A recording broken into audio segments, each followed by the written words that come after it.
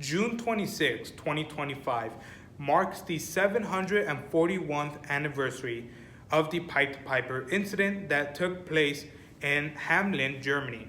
Originally known as the Der Rattenfänger von Haarlem, which stands for the Pied Piper of Haarlem, is essentially, long story short, a story in which 100 to 130 children up and vanished in Hamelin, Germany, when a Pied Piper dressed up in fancy old clothes led the children away somewhere, and they all disappeared and they were never seen again.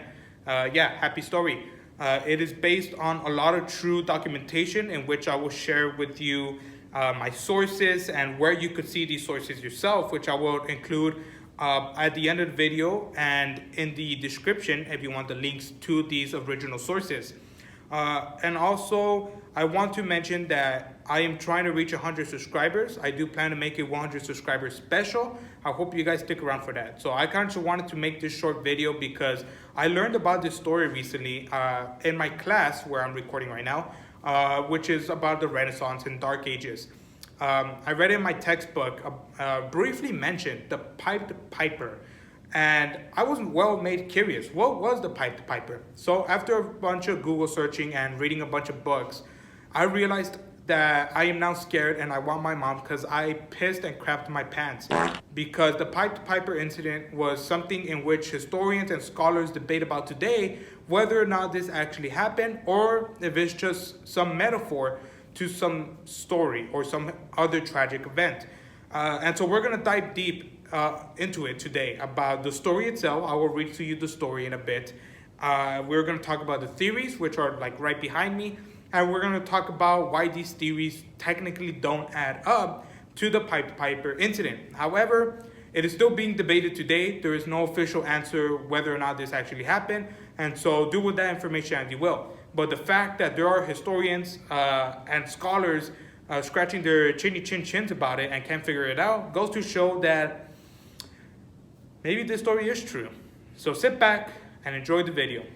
There are two debated dates on when the Pied Piper incident took place.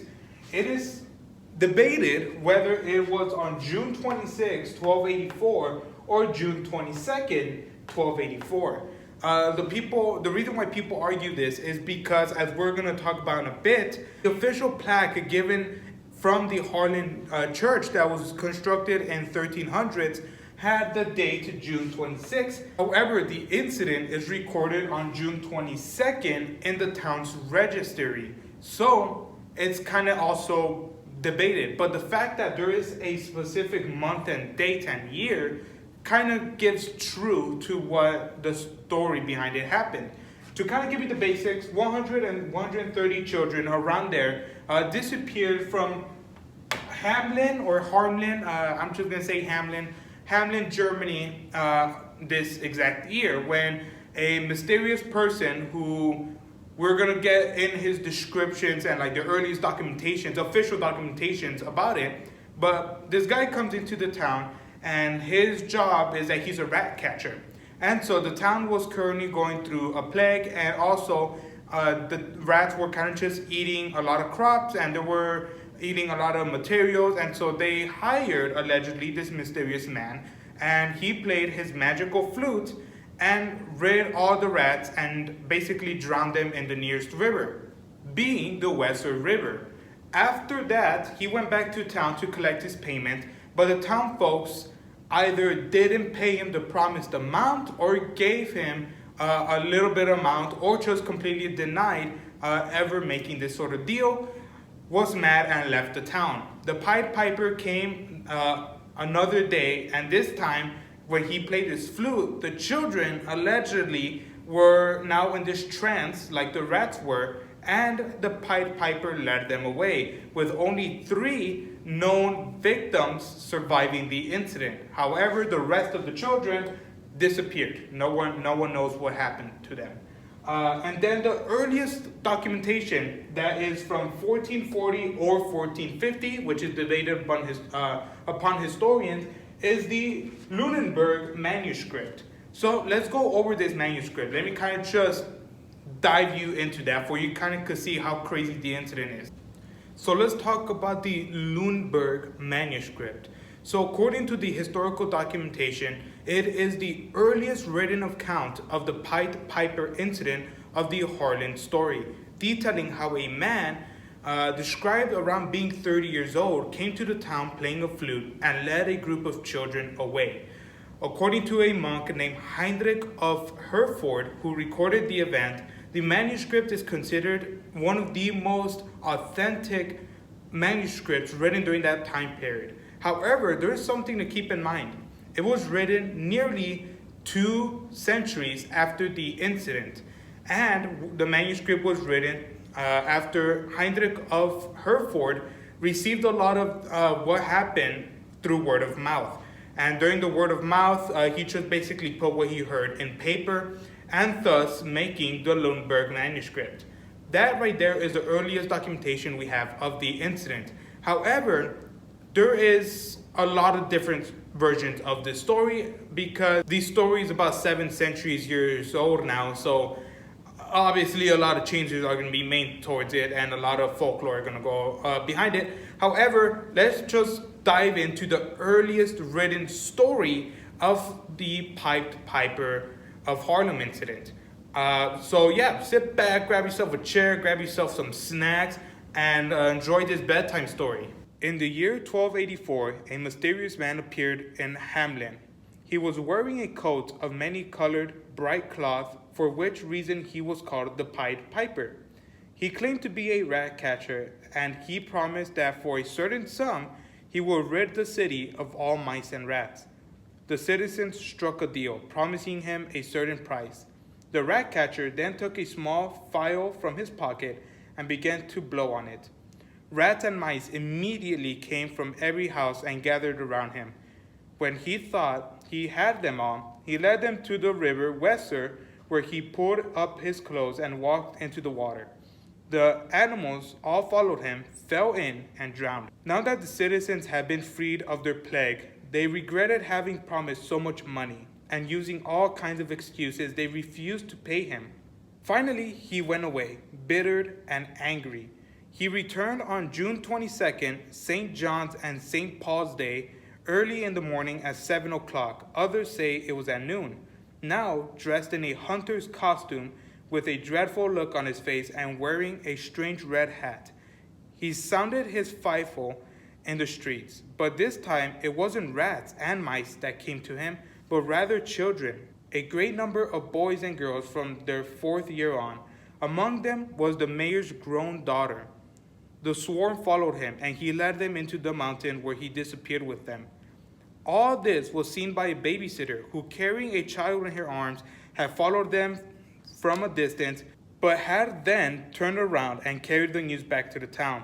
The ancient's parents ran in droves to the town's gates seeking their children. The mothers cried out and sobbed pitifully. Within the hours, messengers were sent everywhere by the water and by land, inquiring if the children or any of them had been seen, but it was all for naught.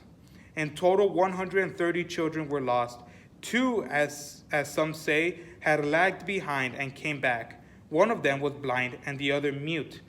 The blind one was not able to point out the place, but was able to tell how they had followed the piper. The mute one was able to point out the place, although he or she had heard nothing. One little boy in shirtless sleeves had gone along with the others, but had turned back to fetch his jacket, and thus escaping the tragedy. For when he returned, the others had already disappeared into a cave within the hill. The cave is still shown. Until the middle of the 18th century, and probably still today, the street through which the children were led out of the town gate was called the Bonge Lose, drumless, soundless, quiet street, because no dancing or music was allowed there. Indeed, when a bridal procession on its way to the church crossed the street, the music would have to stop playing. The mountains near Hamelin, where the children disappeared, is called Poppenberg. The 2 stone mountains in the form of cross have been erected there, one on the left and one on the right. Some say that the children were led into a cave and they came out again in Transylvania.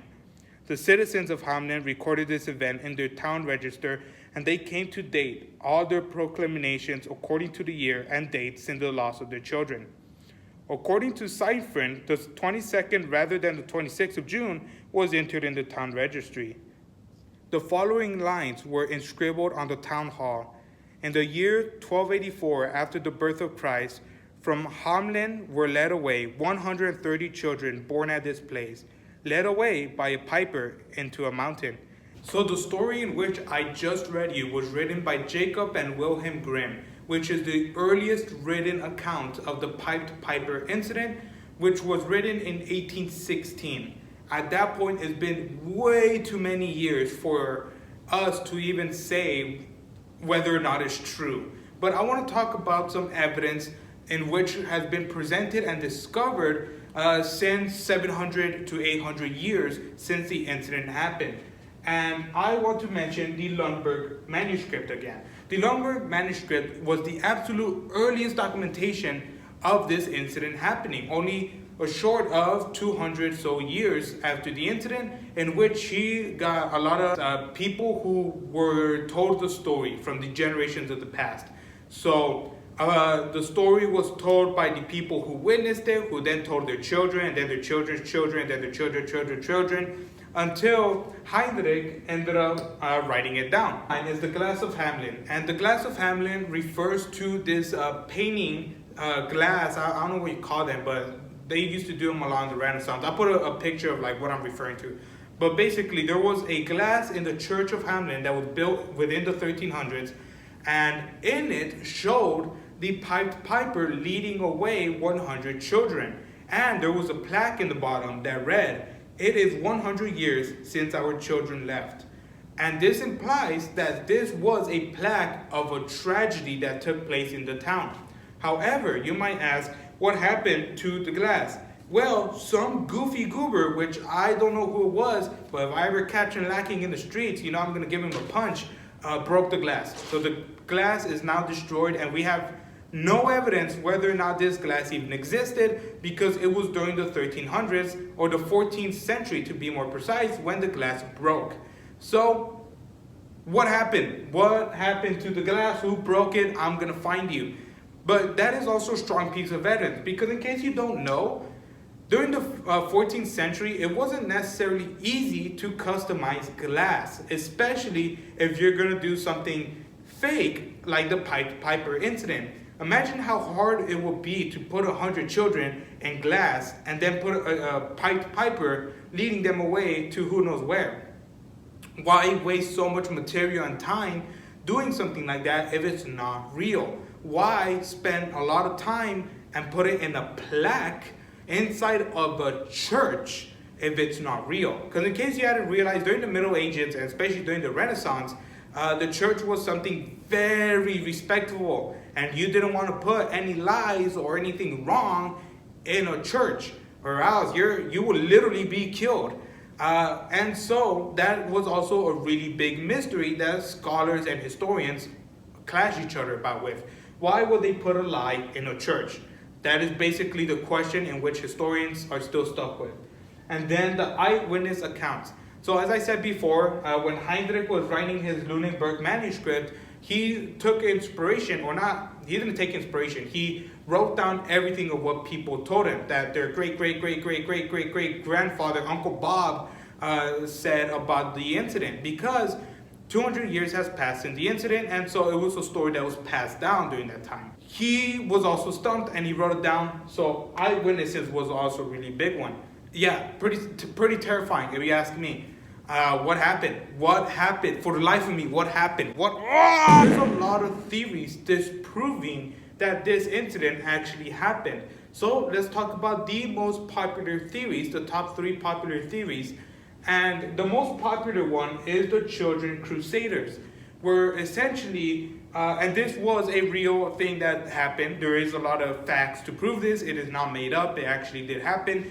But during the year 1212, basically children will be inspired by either the church or the leaders of the land to join the Crusades and be part of the Crusaders to go and expand Eastern Europe and other parts of the world, well, mainly Europe, and preach about the Holy Land and fight for the Holy Land, because I guess that's just what they did in the Renaissance for fun back then. However, this theory has also been disproven by historians as well, because the Child Crusaders happened in the 1212 year, which the Pied Piper incident happened in 1284, so it is a 70-year gap. Also, there is a lack of proof that there is direct evidence supporting that theory.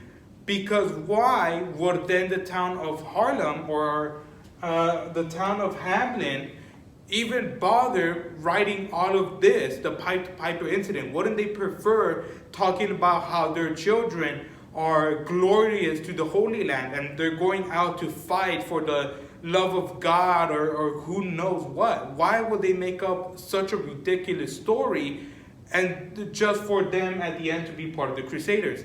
There's a 70-year gap from the Crusaders to the children disappearing of the town.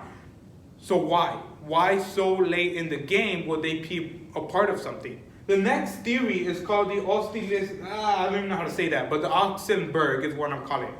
The Oxenberg basically was the time of the German version of Manifest Destiny. Rah! So basically, during this time period, a lot of Germans were kind of clumped up in one area, and so they were inspired by the church and by the leaders to go and spread out specifically through Eastern Europe. And so that kind of gives us a good motive of why children would disappear.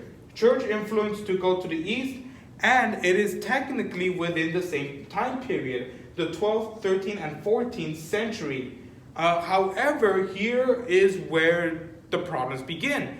The counter argument to it is that why in tarnations, once again, will you make up such a ridiculous story? Yes, you could say that it was a metaphorical story, but why in the metaphorical story did the Pied Piper basically kill these children?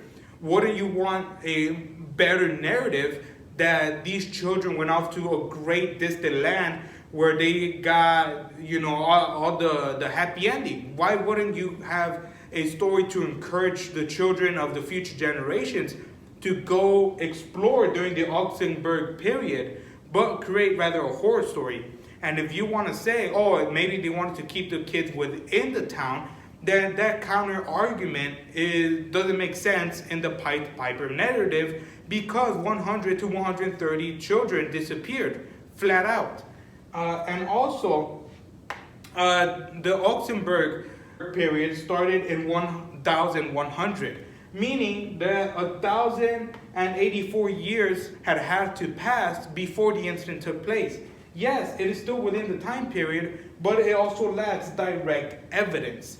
So there is no documentation in the town where it says, hey, 130 children left the town to go colonize or go explore Eastern Europe and settle there. But rather, they wasted their time inserting a false story. So once again, it doesn't add up. However, it is the strongest candidate we have yet. The next theory, which also makes sense, is the plague/flood theory. Within that same time period, the Weser River did flood, and it did flood the town, and it was a whole event. And people make the argument that the flood symbolized the Pied Piper, and therefore when the children died in these floods, it was an estimate of 130 children max.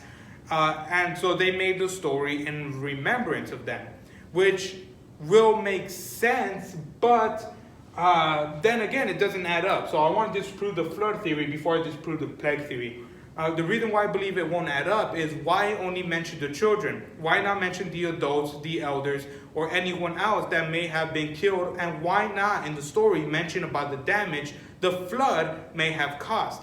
Because in the Pied Piper story, it is simply a man goes in to get rid of the rats. The town folks didn't pay him, and so he kidnapped the children essentially. Where is a flood mentioned? It makes absolutely no sense and doesn't tie into nothing. So that is also discredited. And then people say that it's the plague. And the reason why they say the plague is that the plague is supposed to symbolize the rats in the story. So good job, that makes sense. And then Pied Piper is supposed to be the representation of how fast the plague was able to spread and kill people in real life, which makes sense because the Pied Piper played a flute, and therefore the flute made a fast connection to one's ears. So if I were to play music, then therefore, just like the Pied Piper played music to get the children to come, the plague mainly also went from one person to another, killing them quick. Now, here's the thing. In order to disprove this one, why? Why make up a whole narrative as well? The Pied Piper narrative doesn't add up to literally what the rest of the world was talking about the Black Plague. The rest of the world, except Hamelin apparently, were documenting it for what it was. It was a time of disease, a time of rat infestation, and a time of dirtiness. So why will you make up such a random narrative? And if you want these kids to be depicted in a cheerful way, in a lightful way, knowing that they went somewhere great, or they went to a better afterlife, or went to a better place, then why make it so that they're kidnapped? It just doesn't make sense either. The rest of Europe, and as well as rest of historical documentation, they had proper paintings, proper like window displays of what the plague really was. It was a dark period. So why is Hamelin all of a sudden different from all these other narratives? It doesn't make sense. And then you have my favorite theory, the one that I wouldn't align with, but it is the most basic one, and that is sad but true. Everything that happened in the story is true. There really was a Pied Piper that stole 130 children. Make with that what you will. But yeah, I really wanted to talk about this story because, as you can see, it is just wild. It is crazy and it is terrifying. I recommend you do your own proper research and look it up because it's been 741 years since the tragic event took place. So it branched out in so many ways that we will never actually pinpoint a direct narrative, the original saying, hey, this is what happened. Yes, we have the Lunenburg manuscript, but that is an account of what someone told Heinrich. It is not the official account from what someone during that time period was alive witnessed. And yeah, I hope you guys enjoyed this short video. I was just really fascinated with the story, and I had to talk about it or else it was going to keep me up all night. But yeah, please like and subscribe. And I am trying to get 100 subscribers. 100 subscribers will be pretty cool to have, not going to lie. I do plan to make a 100 subscriber special where I kind of make a little Minecraft movie of some sort, kind of try something new, because I keep yapping about history, and history is cool, but I want to do something different. If you guys want to recommend something, please feel free. Give me stories, give me random events of history that like scare you, like this one. This one scared the crap out of me. I'm gonna be honest with you. Like, if there is a historical story that like scholars, like we're talking smart historians, are like scratching their heads and beards, is this one. There are so many articles and so many people that have tried to disprove this story, but can't, because at the end of the day, none of it makes sense.